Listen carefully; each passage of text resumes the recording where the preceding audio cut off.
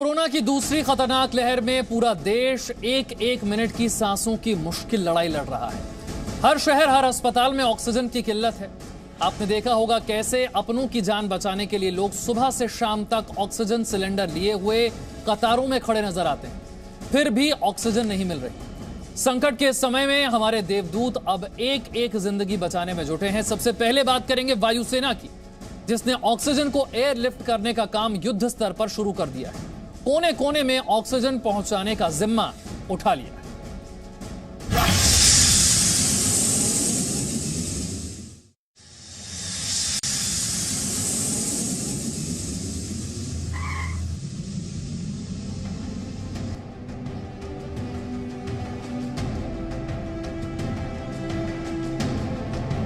हवाई पट्टी पर भारतीय वायुसेना का विमान, हैदराबाद में वायुसेना का मिशन ऑक्सीजन।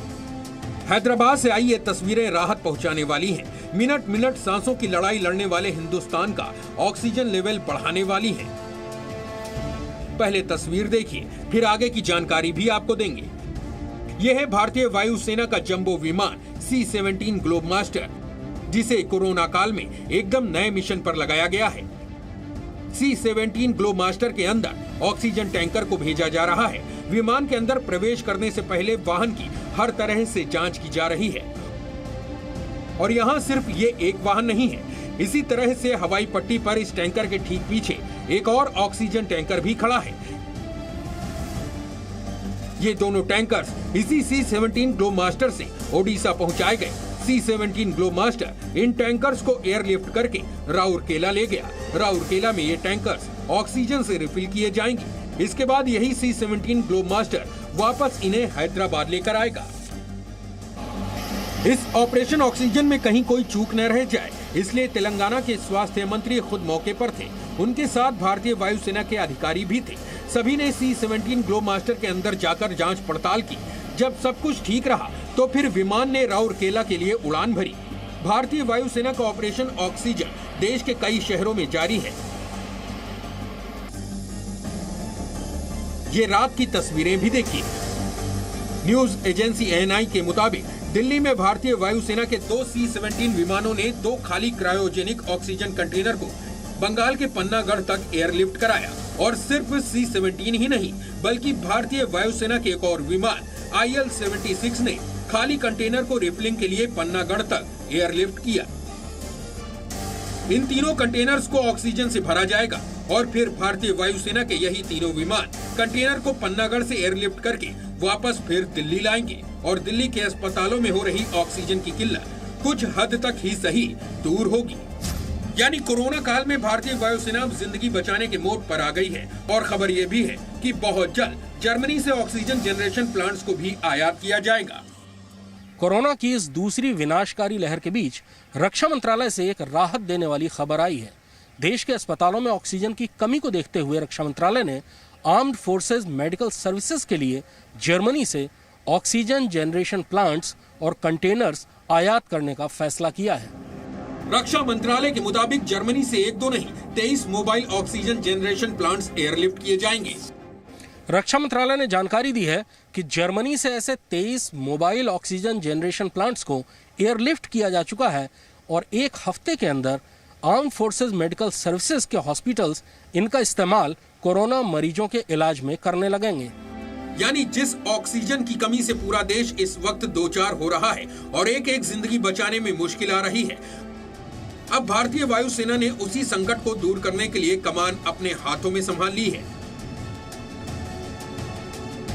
दुश्मनों पर गरजने वाले वायुवीर आसमान से ऑपरेशन ऑक्सीजन को सफल बनाने में जुट गए हैं। ब्यूरो रिपोर्ट, जी मीडिया। भारतीय वायुसेना हर एक टूटती सांस को वापस लाने के मिशन में जुटी है। और सिर्फ भारतीय वायुसेना ही नहीं, बल्कि ITBP भी कोरोना संक्रमित मरीजों की जान बचाने में जुटी है। DRDO भी लखनऊ से लेकर अहमदाबाद तक बेड्स बनाने के मिशन में लग गया है।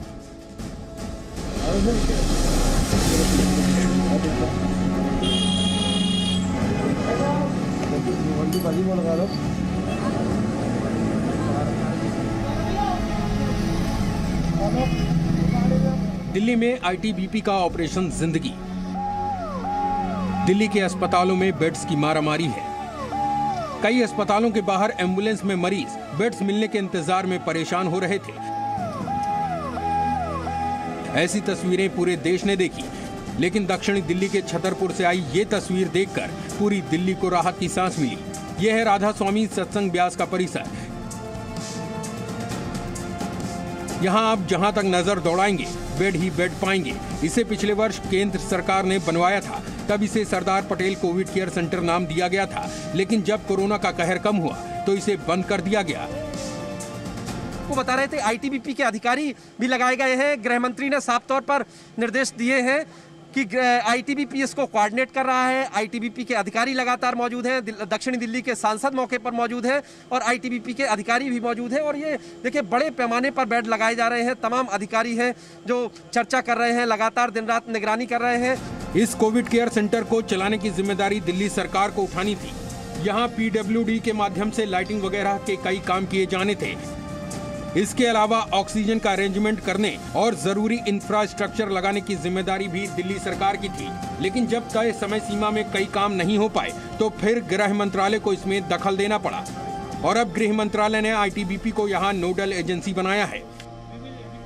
हम ऐसी आशा करते हैं शुरू में 500 बेड्स स्थापित किए जाएंगे। सारे के सारे बेड्स ऑक्सीजनेटेड होंगे और आने वाले टाइम पे जैसे जैसे रिक्वायरमेंट होगी हम इनकी संख्या में बढ़ोतरी भी कर सकते हैं। जैसा कि आपको पता होगा कि ये पूरा सेंटर जो था लगभग 10,200 बेड्स यहाँ पर स्थापित हो सकते थे और ये विश्व का सबसे बड़ा कोविड केयर फैसिलिटी के रूप में जाना जाता है। अभी फिलहाल चूँकि 500 बेड्स लगेंगे, सारे के सारे बेड्स ऑक्सीजनेटेड होंगे।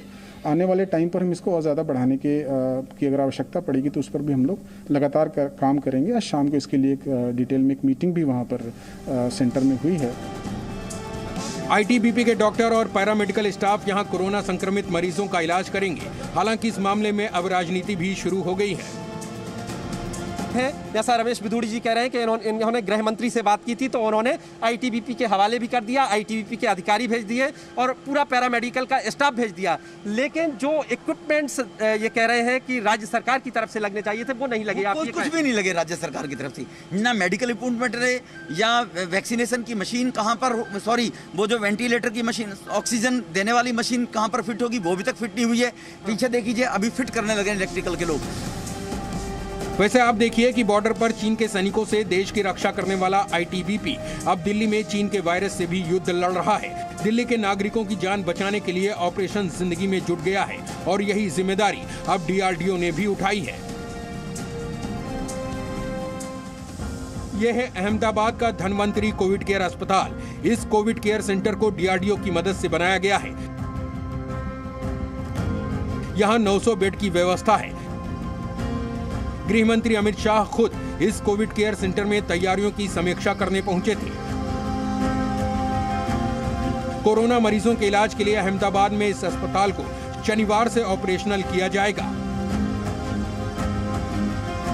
अहमदाबाद की तरह ही लखनऊ में भी रक्षा अनुसंधान और विकास संगठन की मदद से 750 बेड का छोटा सा अस्पताल बनाया जा रहा है।